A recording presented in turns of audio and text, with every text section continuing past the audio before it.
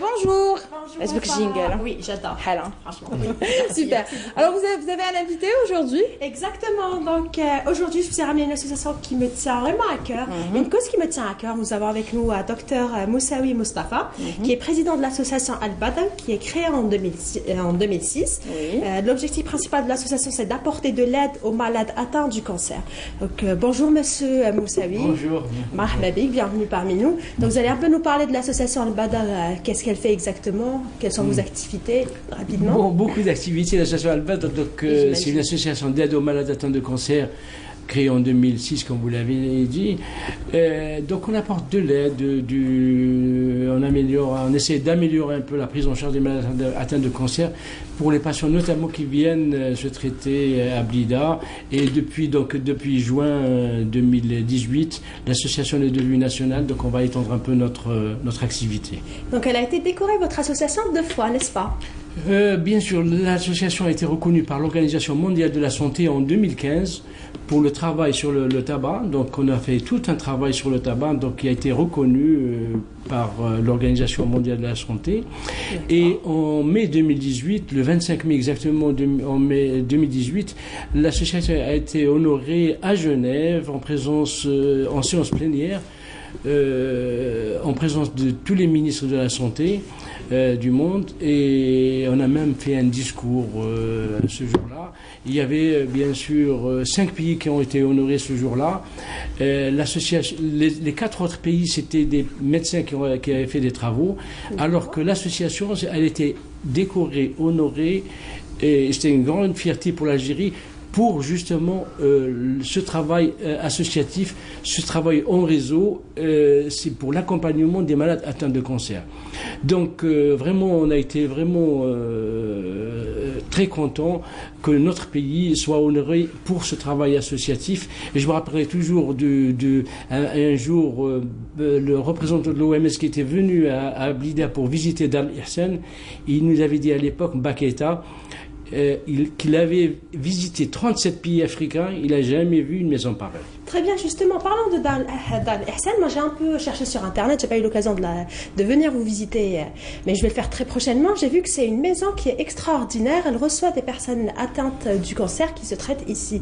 Parlez-nous un peu comment ça se passe, comment les gens ils peuvent, est-ce qu'il y a une inscription, comment ça se passe pour qu'une personne malade venant d'une autre wilaya qui peut séjourner à Dar el-Ihsan? Oula, vraiment extraordinaire, c'est trop dire.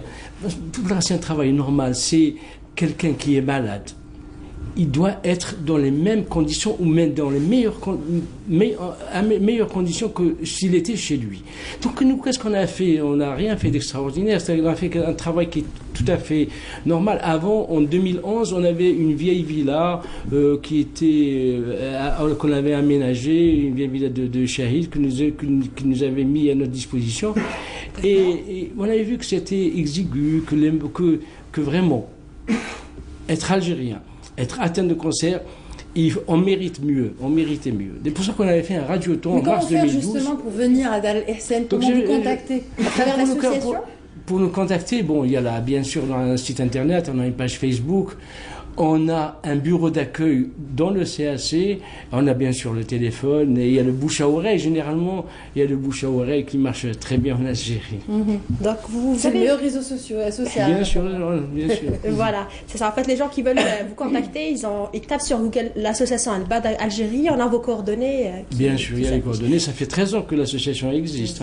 Très bien, parfait. Et j'ai vu qu'en ce moment, vous êtes en train de préparer le premier centre d'oncologie pédiatrique dédié à la prise en charge globale intégrée en un seul lieu médical, qui est vraiment une première en Algérie, d'où votre prochain événement qui va se faire le 9 février au complexe sportif du 5 juillet, la Coupole. Donc, médical et social, c'est un centre d'oncologie pédiatrique. Depuis, comme on a vu, on a inauguré le Dar el-Ihsan en 2015, on a vu qu'il y avait une grande adhésion des Algériens, et on s'est dit, pourquoi ne pas faire un autre projet?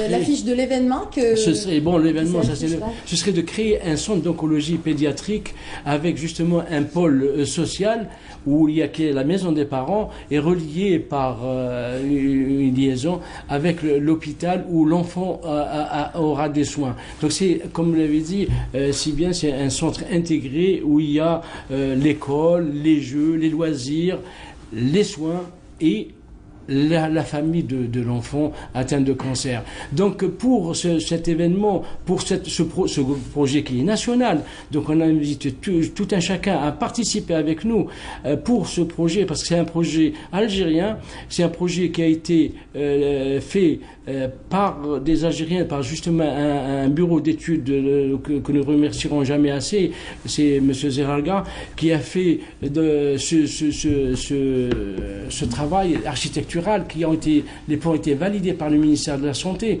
pour faire tout ce travail. Bien sûr qu'on a été voir tout ce qui s'est fait en Algérie, et on a été à Beyrouth où il y a un centre d'oncologie pédiatrique, à Rouen, à Lyon, à Montréal. Donc on a visité tous ces lieux pour faire tout ce travail qui va être, on est très certain de ça, qui va être un truc, un hôpital exemplaire pour les enfants atteints de cancer.